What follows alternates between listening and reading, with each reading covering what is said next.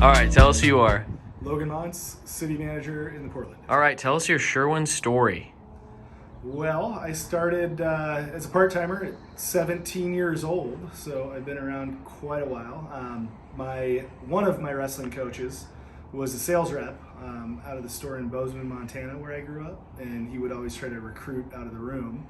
So eventually, I went and got a job from him as school was about to start my senior year, because I typically work with my dad, who was a contractor, and obviously that wasn't going to work out during school. So from there, I got into college at UW and transferred out there to part-time, pretty quickly went full-time, decided to make my way into an assistant role. That was a new store as an assistant, opened my own new store as a manager, then did that for about 2 years, was successful there, opened a much larger volume store, or excuse me, not opened, but went to a much larger volume store for 4 years. Became the rep out of there, doing mainly new residential and commercial. That was about a 6-year stint, and then I spent 2 years in the Cascade District as the sales manager, and have been here in Portland as a city manager since March of 22. All right, tell us about any spill that you've seen, heard of, or done yourself. Okay, well, I think everybody's got like their first memorable spill. Mine was with a product that, unless you've been around a long time, you wouldn't have ever heard of, called E-Barrier. And this was like, you think about Silver Bright, and you would spray it in an attic on the underside of the sheeting to try to reflect heat or air conditioning back into the house. It was late in the day. We had just gotten a Star Truck back when I was part-time in Bozeman, Montana, and I was just flying on the forklift, and we had this stuff stacked 5 high on an end cap, and my manager came up to me and told me, "Hey, slow down, you're just dying to make a mess right now." And of course, in all my wisdom at 17 years old, I didn't listen, and then I cut the corner a little tight, pinched the bottom. When you fall from that high, the bung popped out and shot silver 3/4 of the way across the warehouse, and I ultimately lost time instead of saving it from all that hustle I thought I was making. But I slowed down and was a lot more careful with the forklift after that, for sure. All right, and how do you want to be remembered at Sherwin-Williams?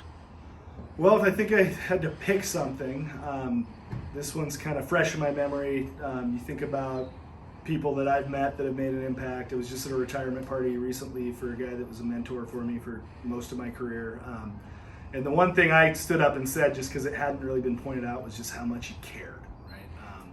And so I hope that comes through day to day with me. I care a lot about our business, our results, and our people mainly, and our customers. You know, our people and our customers have got to be at the center of everything we do, and that's what keeps me motivated and just trying to do better every day. All right, what has made you want to stay with Sherwin-Williams since joining the company? Well, I think I go back to our people on this. I think most people you talk to, that's a top answer, is that we've got some of the greatest people. I've got lifelong friends that no matter whether we're here, they move on, I move on, any of that, we're going to stay in touch and pick up right where we left off. As well as just that customer piece. Like I mentioned, my father was a contractor. You know, you're putting food on the table if the job goes well, you're not if it doesn't.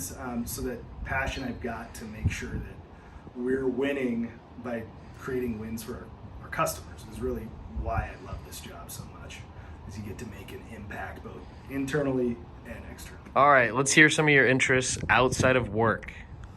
Well, I've got a bunch of hobbies. Right now, though, I've got a almost 6-year-old and almost 3-year-old kid, so they keep me pretty busy.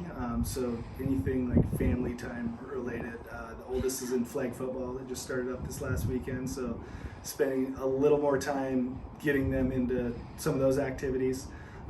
Trying to carve out some time to do some family trips and whatnot, but anything outdoorsy really is what would be my favorite. What I find most relaxing is just peace and quiet around a campfire somewhere, or going hunting, doing things like that. Okay, and what has been one of your most memorable moments at Sherwin-Williams? Well, I think for me, I've always kind of gone back to when I really decided that I was going to start doing this the right way and focus on, really developing the people around me as well as, my own results. Early on was all about just winning, put your head down and work real hard. And then you kind of have to soul search for what keeps you around, and it was that people piece. So there was a sales meeting, where I was with a group of probably 10 of us that had come up under me, I guess, or around me, that I felt like influenced in a positive way. And like 7 out of the 10 of us were crossing stage. It was just really like that moment where you're like, all right, this is what I'm doing here. So that has always kind of been number one. And then you think about the win I got as a city manager, which is just humbling because it's not really you winning, it's your team puts you across that stage. So to get to see all their efforts pay off and us being recognized, them individually, and then me kind of accepting that on the team's behalf was also super memorable.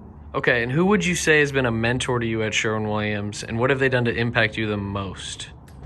Well, I think I've had a lot of mentors in a lot of different capacities, but I'll go back just because we were talking about the retirement party I was just at. That was for Tim Pauley. I spent probably over half my career working for him in some capacity, and I think the impact he had was, he was about as hardworking as you're going to find. He drove you to win as a team, to never quit, which ironic because he retired, I guess. But and then really that care piece came from him, was just that, hey, we got to put a lot of effort into showing people that we care and doing the right things, and you're always putting effort in to your people, to your customers, and to your business. And I think that just taking some of those lessons from him has been huge for me and will continue to pay off. All right, and lastly, one message you could give to the entire district as a whole. Well, I think, tying back into everything is like that care piece comes with, a price and a responsibility to it. We're just after the district meeting, and one thing I just can't stress enough is like that top end, those sales that come in. That is what ensures that this thing keeps moving and cooking, and that's not happening because of a marketing team or a leadership team back in Cleveland or wherever, right? That's happening from the individuals on the ground that are doing it every day, right down to our part-time employees. And really, if we're not doing what we need to be doing every day to drive those sales and that revenue through, it ultimately falls to our in-store people. So we've got to take that responsibility really seriously. And I think if you approach every day that way, whether you're a rep, as we call that, an individual contributor, or a store manager, you're gonna get up with more fire in your belly every day and really just go make it happen and teach the people around you the way to do that best as well. And that's just a family and team environment that I think is electric and builds a culture that has kept me here, hopefully has kept a bunch of us here, and will continue that moving